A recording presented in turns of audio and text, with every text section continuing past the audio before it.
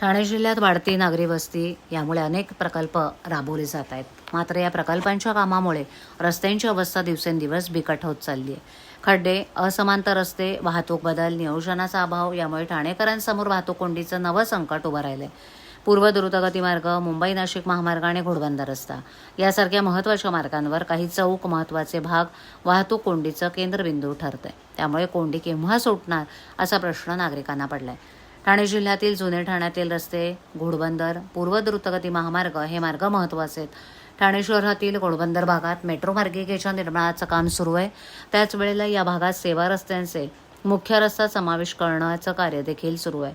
तसंच पूर्व द्रुतगती महामार्गावर मेट्रो मार्गिका निर्माण आणि आनंदनगर ते साकेत उन्नत मार्गिकेच्या निर्माणाचं काम केलं जात आहे.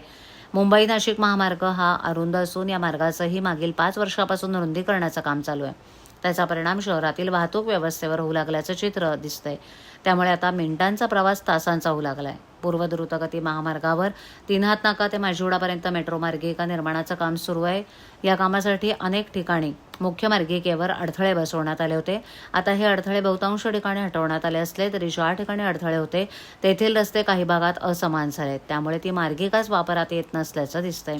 महामार्ग असूनही ही मार्गिका आक्रसते. त्यामुळे मुंबईहून ठाणे, घोडबंदरच्या दिशेनं वाहतूक करताना 10 ते 15 मिनिटांच्या अंतरासाठी पाऊण ते 1 तास लागतोय. दरम्यान सकाळी देखील ठाण्याहून मुंबईच्या दिशेनं वाहतूक करणाऱ्या चालकांना कोंडीत अडकावं लागतंय.